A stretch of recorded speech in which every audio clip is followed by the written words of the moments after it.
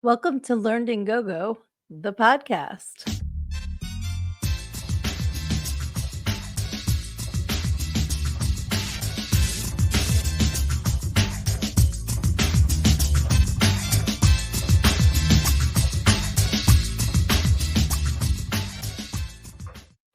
I'm your host, Sydnee A., and I am also the author of Everything I Need to Know I Learned in Go-Go, How a Preacher's Daughter Pole Danced Her Way to Finding Her True Self. And I'm here a little bit later than I meant to be tonight. Um, One of those things, you know how the best made plans and then the universe just kind of laughs at your plans? I had originally planned on recording a podcast over the weekend because this week has been kind of off schedule. I did the minisode last week to kick off Women's History Month. And then Sunday, Frankie and I had an awesome show with Mark from the Great Media Comic Con. So I was kind of kicking around if I was even going to do a show this week on a Thursday. Um, but because it's Women's History Month, I wanted to keep that going and I didn't want to wait a week and lose out on showcasing a badass woman. So I was like, all right, maybe I can do it over the weekend. Wound up doing some other stuff, so that didn't happen. So I'm like, okay, cool.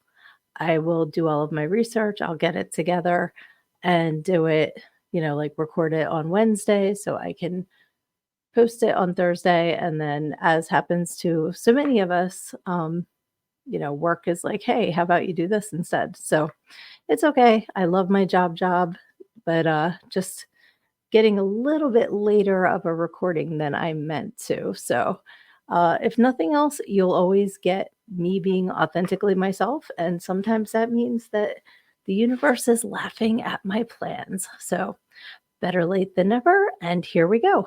So starting this week's episode of Women's History Month, I've been trying to showcase women that aren't the ones that are, America's sweethearts. They're kind of the ones that maybe made history by being bad girls or going against the grain. So I got a suggestion for Anne Boleyn. And if you have never heard the name, she was the infamous second wife of King Henry VIII of England. Now, King Henry VIII, I don't know a whole lot about as far as politics. I'm not really one of those people that follows the British monarchy. We learned about different people in school. The only thing that I know about King Henry VIII is that he loved his ladies and he had many, many, many wives. I think 6.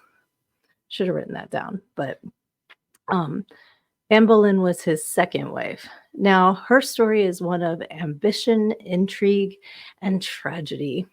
It's a tale that continues to captivate historians and enthusiasts alike.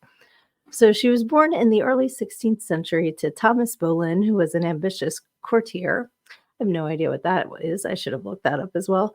And Elizabeth Howard. Anne's actual birthday is unknown, but I've seen it recorded as, quote, circa 1500. I've also seen 1501 and anywhere from 1507 to 1509. In those times, people didn't really record birth dates, and if you were born a girl, odds are even less that anybody would have cared enough to write it down. So her actual birth date was not recorded. Her early life was spent in the Netherlands and France. She was actually very well educated, which was odd for girls in those days. But she came from a well-to-do family, and they made sure that she had her education. And she also played lots of musical instruments, spoke several languages. So that was very uncommon for a woman in her time, I guess would be. So she was in the Netherlands and France for a while doing her studies. And then when she returned to England, she was appointed as a lady in waiting to Queen Catherine of Aragon. Now, that was Henry's first wife. A lady in waiting, which is also called a waiting maid, is a female personal helper at a noble court. So a lady in waiting would be in charge of waking, dressing, and accompanying, that's not a hard word to say, accompanying a lady in her daily activities. So she would help a queen, princess, or other noblewoman. Historically in Europe, a lady in waiting was often a noblewoman, but of a lower rank than the woman to whom she attended. So if you were, in the royal court, but you're not as recognized as the queen, of course, then you could be a lady in waiting to the queen because you were a lower rank than she was, even though you weren't a servant. It was kind of like a higher rank than that. It was while she was a lady in waiting that she caught the eye of old King Henry VIII. He had already been having an affair with her sister, and it was rumored that he was having an affair with her mother as well.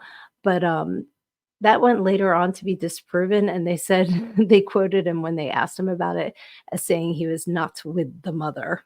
So there's also rumors that he had a child with um, Anne's sister, but again, there was no Maury Povich, so who knows? It could have just been a rumor.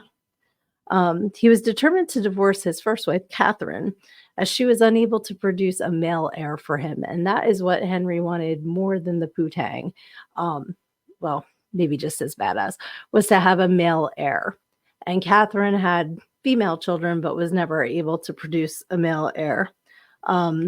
And she actually did have a son who lived, but he only lived for 52 days. So he wasn't able to ascend to the throne after his father died. I read this too, and it made me like cringe. It said that he needed to rid himself of his aging wife. So Catherine died years after they split, and when she died, she was 50. So how old was she when he called her his aging wife? Like that just went right up my ass. Probably because my birthday is next week and I'm going to be 49. So 50 and being like aging. All right, Henry can suck it. Okay. So when he wanted to get with Anne, see, this is where the first part of badassness comes in for being educated and like kicking ass in that way. But Henry was like, hey, I'm the king. You're hot. I want to be with you. And she was like, I'm not going to be your mistress. If you want to be with me, you got to put a ring on it. So this coupled with her, I wrote down Anne's refusal to become Henry's mistress, coupled with her unwavering insistence on marriage, sparked one of the most significant upheavals in English history: the break with the Roman Catholic Church and the establishment of the Church of England. Imagine having that much power that you not only were like, nope, you want it, you got to keep it, but that you completely are responsible for the changing of the religious affiliation of a country. That's badass. At the time, England was heavily influenced by the Catholic Church. Henry tried to convince the Pope to annul his first marriage because Catherine had been married to his brother Arthur. He did marry Catherine after Arthur died, but there's a verse in Leviticus that condemns marriage between a man and his brother's wife. So Henry was trying to use that angle to get his first marriage annulled. Nobody cared that Henry gave no shits about this before he met Anne. But, now that he wanted to get out of this marriage, he's going to be a Bible quoter. It's funny how many people only cherry pick when it's in their best interest, especially Leviticus. I'll just throw that out there. So when the Pope was like, this is how I wrote it down. Henry gave no shits about this before wanting the annulment. So the Pope said, nah. That's how I actually wrote it down. So Henry said, oh yeah, I'll make my own church then. So he created the Church of England, which enabled him to divorce Catherine. And then he married Anne in a secret service. And that was in 1533 when they secretly got married, which I'm like, why did you secretly get married if you were divorced? There's a lot of things that I wasn't unable to find the details on, but anyway, Catherine's gone, Anne's in, and then he decided that with his break from the Catholic Church, Henry and his parliament passed the Act of Supremacy in 1534, which proclaimed the king as the head of the Church of England. Isn't that convenient? There was no separation of church and state there. Anne's reign as queen consort was fraught with challenges. She was also not able to produce a male heir, which if any of us had like middle school science class, we know how this works, right? Women can only do X chromosomes. We can only make girls. So it's up to the man to give the sperm to decide if it's an X or a Y. So, whose fault was it that he wasn't getting these male heirs? I wonder. So aside from her not being able to produce a male heir, her sharp intellect and independent spirit earned her a lot of enemies in the king's court because lots of dudes can't handle smart women. They just can't do it. One of which was Thomas Cromwell, and he was part of the politicians of the day. So he wound up playing a pivotal role in her downfall down the line. She and Cromwell clashed on subjects from foreign policies and politics to the king's finances. And 3 years into the marriage, Henry grew bored of her and had his eye on one of her handmaidens, whose name was Jane Seymour. Thomas Cromwell was part of a secret commission that was in charge of investigating Anne's quote-unquote wrongdoings, otherwise known as ways that Henry could get his ass out of this marriage because now he wanted to be with Jane. I always wondered why didn't he just divorce her? But apparently the things that she was supposedly doing, which they decided to charge her with, were too wicked to allow for an annulment or a divorce. So now, rather than legally divorce her, which you completely change the religious connotations of your country to be able to do, now you're going to say that she was doing all of this stuff, which was just too bad to divorce her. My personal thought, and I see nothing in anything historical that backs this up, this is just me speaking out of my ass, is she was smart. And I think he was probably afraid that if he tried to divorce her or leave her, she would come after him and somehow find a way to make it work for her. And so he had to go about the way that he did in order to not get what's the word I'm thinking of? Sorry, it's late and my brain is mushy. But so he could come out on top. You know, he didn't want to take on a smart woman. I saw somewhere it said that on Anne's worst day, she was like toe to toe with Henry wits wise, and that on an average day, she was like so much more intelligent than he was. So I think that kind of like once he got over the lust of wanting to have her and all that and decided he was bored, I think he kind of was afraid of taking her on that way. But again, I've not read anything that backs this up. This is just my 2 cents. So on May 2nd, 1536, Anne Boleyn was arrested on charges of, listen to this list, adultery, incest. They actually accused her of sleeping with her own brother, and high treason, and she was locked in the Tower of London. She was also accused of witchcraft because, like, of course, it's like the 1500s and she's a woman. But those charges were not brought up in her trial.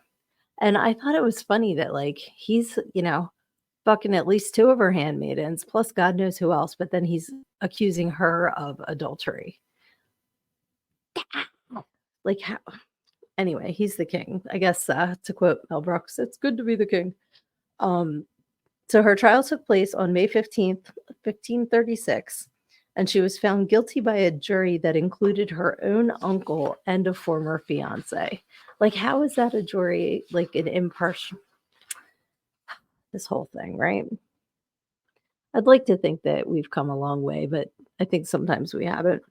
So despite Anne's attempt to persuade the court to give her a fair trial, she was found guilty by, I just said that, right? A jury that included her own uncle and a former fiance. Her marriage was dissolved, which I find interesting. Like, why couldn't you just be that way? And on top of that, because the marriage was dissolved, her daughter Elizabeth that she had with Henry was then deemed a bastard because the marriage didn't exist anymore. But Anne maintained her innocence. Crucially, the night before her execution, she swore, quote, on peril of her soul's damnation, before and after receiving the Eucharist, that she was innocent. Now, I'm sure that most people, when being faced with an execution, would swear on your soul that you're innocent, but you have to, like, realize the importance and the weight of religion in this society. She would not have said that lately. Like, she would not mess with possibly going to hell forever. So for her to swear on peril of her soul's damnation that she was innocent is like a really, really important and crucial thing for her to do.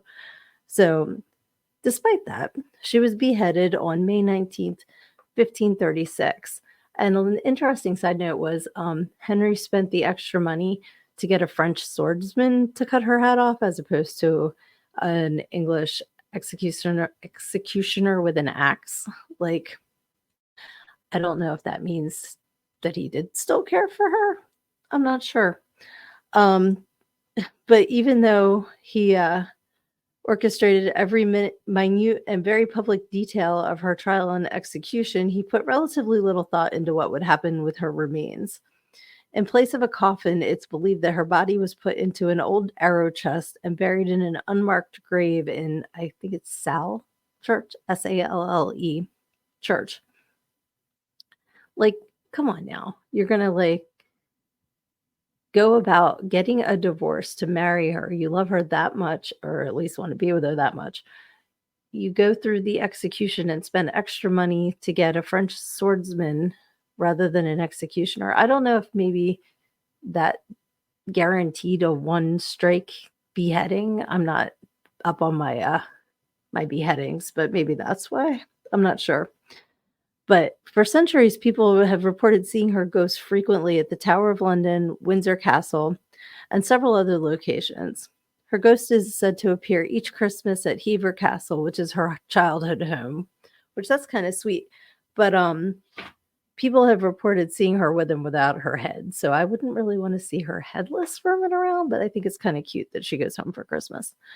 So by sending Anne to her death, Henry VIII cleared the way to marry Jane Seymour, who was wife number 3. So we're only halfway through Henry's wives. He did that on May 30th, which was only a few days after Anne's execution. Because what did I say? She was beheaded on May 19th. So not even 2 weeks. Not even 2 weeks, this bastard. Jane Seymour did give Henry his long-desired male heir, but she died after childbirth. And then Jane's son reigned for a few years as King Edward VI, but he died young. So Catherine, the first wife's daughter, Mary, became queen, but she had a short reign. Elizabeth was restored to her line of the succession when she was 10 via the Third Succession Act in 1543. And she ruled as the last Tudor monarch from 1558 to 1603, ushering in a golden age of literature, exploration, and culture. Let me just tell you, like I said, I don't know a whole lot about royals and lines of, like royal families. There is so much inbreeding and like people with their cousins. Jane Seymour was Anne Boleyn's second cousin. Like, not only are you related, but you're related and you're okay with her getting beheaded so you can get in there. Man, wicked times, man. But I guess if you're aging at like 30, then you're going to try and get in every second of life that you can, because God only knows it might be done when you're like 25. So that's crazy. My Anne Boleyn single-handedly changed the religion in England, and not only that, but they created another church, which is still like Anglicans are huge still now in England. So I think that's pretty badass, that you were wanted that badly that they're going to change their entire belief system. It's actually kind of scary. I'm not gonna lie. Like, oh, you're not going to give me a divorce, well, I'm going to create my own religion to get what I want. But them's was the times. So that is my woman in history for this week. And we're going to move on to stripper cinema, stripper cinema. So keeping in the line with Catholicism and religion, I picked Dogma. I freaking love this movie. So it came out in 1999. It was written and directed by Kevin Smith, who is like my all-time favorite director. And there's a whole bunch of people in this movie. So I'm going to go down the list here. It's got Matt Damon and Ben Affleck. It's got Alan Rickman, Linda Fiorentino, Salma Hayek, Jason Lee, Jason Mewes, Chris Rock. Kevin Smith is also starring in it, as well as writing and directing it. George Carlin, classic. Rest in peace, sir. Bud Cort, Alanis Morissette, and Janine Garofalo. And I should have also added a rest in peace after Alan Rickman, who I love. So the premise is that Matt Damon and Ben Affleck, who are like babies in this movie, everybody's a baby in this movie. They're so young. They play Loki and Bartleby, who are a couple of angels. Loki is the angel of death, and Bartleby's another angel who's trying to convince Loki to stop killing people. They got kicked out of heaven, and instead of being banished to hell, they were banished to Wisconsin. So while they're hanging around in the US, they hear about this Catholic loophole. And it's not the one that you think. I know I talk about that in my book about the old Catholic loophole. That's not the one I'm referring to right now. This is one in Catholic Dogma, and it's called, I don't know if I'm pronouncing this correctly, but plenary indulgence, Plenary indulgence. So that's total forgiveness of your sins. So, like, basically, if you go and you confess to a priest, it wipes out the sins that you did, but not necessarily the consequences that come along with it. So, like, if you like, not that this is a sin necessarily, but say, you like slap somebody and then they stop talking to you. So you get forgiven for the sin, but they're still not talking to you. So this plenary indulgence fixes all of that too and forgives all of it across the board. So from what I've read about it in the Catholic Dogma, there's actually several steps involved. In the movie, it's a movie. So anyone that passes through the arch of the church is given their plenary indulgence and all of their sins are forgiven. So this church is having its their 100 years or centenary. Where did I write? I wrote that down and I don't see it. So basically Loki and Bartleby figure out that if they pass through the arch and they're given total forgiveness, they can cut off their wings, which will make them human. And then if they die without sinning before they're dead, they can go back to heaven. So it's like a little loophole to bring them back home again. The problem is, if they get into heaven, they will have reversed God's decree because God's the one that banished them, and God's supposed to be infallible. So if they do that, it's going to wind up unmaking the world. So it's kind of a battle between them wanting to go home and the rest of us getting fucked, like is basically the premise of the movie. So God's peeps have to step in, who's Alan Rickman. He plays Metatron, who's the voice of God. And then there's some other ones I'll get to in a second, but they have to come in and help because what they explain is that God occasionally likes to come down to earth and inhabit a human body so that God can go play skee ball at the Jersey Shore. So this time when God came down and was playing skee ball, these little minions of Azrael, who's a demon, who apparently knows about this loophole, and sent his minions after God, beat up the body that God's in, and they call this body John Doe Jersey. So John Doe Jersey is in a coma, and God can't escape the body because the body's in the coma. So all of God's peeps are trying to help. And Azrael wants the angels to unmake the world because he would rather no longer exist than live in hell. So they're covering the story of the attack on the news. They call the body John Doe Jersey. And so Metatron comes to visit Bethany. Now, Bethany is a woman that is going through it. She lost her faith after wanting nothing more than to be a mom and having her husband divorce her after she got a uterine infection that made her unable to conceive. So she's, completely lost her faith. So Metatron shows up, and it's pretty funny because he scares the shit out of her, and she's like, "Don't rape me." And he's like, "I couldn't if I tried," because apparently angels don't have genitalia. I thought that was an interesting fact. in this movie. Um, so he convinces Bethany that she needs to help him stop Loki and Bartleby so that the world doesn't get destroyed by them going back to heaven. In the process, Jay and Silent Bob come in. Now, if you are a Kevin Smith fan, you know Jay and Silent Bob. Love, love, love these characters. And they come in and they're actually supposed to be the prophets who are part of this whole story in the plan here. And when they come and they like save Bethany from getting attacked by Azrael's minions, she like says something about, well, where did they come from? And, he's trying to hook up with her and she doesn't want to. And he's like, well, guys like us don't just fall out of the sky. Cue Chris Rock, who's playing Rufus, falling naked out of the sky onto the floor. So Jay looks up at the sky and he's just like, beautiful big tittied women don't just fall out of the sky.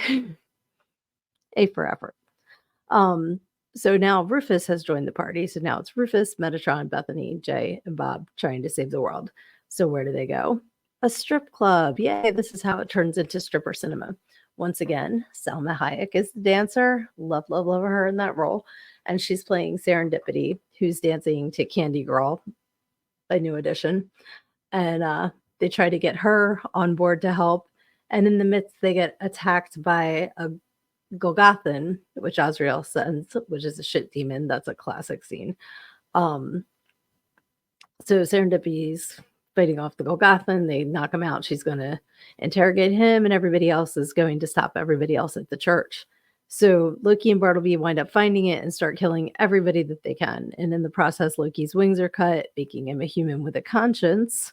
So he tries to stop Bartleby, who in turn kills him. Bethany, in all of this, realizes that John Doe Jersey is God and goes to the hospital and rips him off of the life support system, therefore freeing God, who is Alanis Morissette.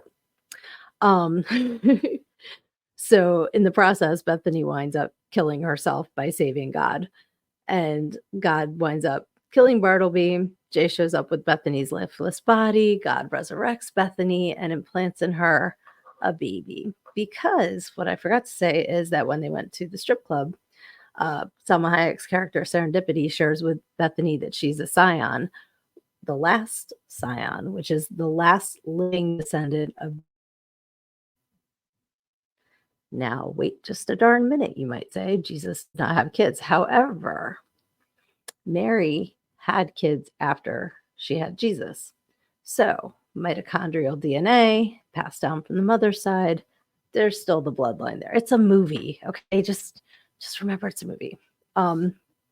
So happy ending, Bethany's going to have the next last scion, and but the cool thing I like about this movie is that it does make you think. It is fucking hilarious. It's a Kevin Smith movie. Love Jay and Silent Bob. And I love this quote from Rufus because Bethany says something to him about his beliefs, and she's like, well, don't you believe? And he said, I just think it's better to have ideas. You can change an idea. Changing a belief is trickier. People die for it. People kill for it. And it's been that way for centuries. Look at Henry VIII and Anne Boleyn. I mean, it's not a new concept that people are using religion as a way to divide and separate and kill people. And I don't see it stopping anytime soon, unfortunately. But there's been more wars over religion than anything else. And it's crazy. We're all here. We're all human. It's a finite amount of time. Why spend it arguing over probably the same energy? We all just have a different name for it. So anyway, Dogma's a funny movie, and you should see it. I probably did not do it justice in my description here, but it's part of Kevin Smith's legacy, and I love him ever since I saw Clerks, and I've watched all of his movies, and I'm going to meet him on Saturday. I'm super duper excited. A friend of mine, thanks Adam, invited me to go with, it's going to be him and his wife and a group of us going to a movie screening, and then afterwards it's a Q&A with Kevin Smith and a meet and greet. So it's gonna be so fucking cool. I can't wait. But yeah, that's what inspired me to do Dogma this week. That and I get to see Salma Hayek as a stripper again. So, and she's so cute. She's awesome.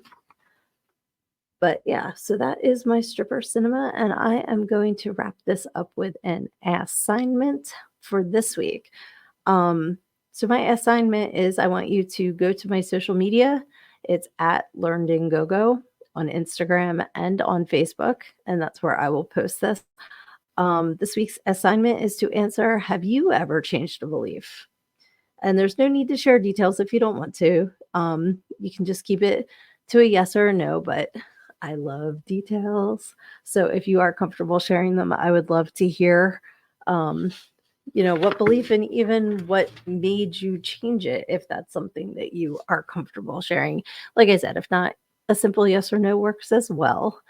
And I love just going to another movie, Meet the Fockers. I love Roz, Barbara Streisand's character, and she says, but I love details. So that just made me think of her. But please follow me at LearnedInGoGo on Facebook and Instagram. You can go to learnedingogo.com to get a copy of Everything I Need to Know I Learned in Go-Go, How a Preacher's Daughter Pole Danced Her Way to Finding Her True Self. It's available on paperback and ebook, and you can also sign up for my email subscription. Subscribe to my email list. I don't spam. I send out once a week tops for now. If something super duper exciting comes out, it might be twice, but I really don't ever see me doing emails more than that because I hate getting spammed by emails, and I wouldn't do that to you. But for now, just remember that when it comes to your life, take everything head on, because when you do the ostrich approach and stick your head in the sand, you think you're hiding from everything, but the rest of the world sees a big ass. Till next time, love ya.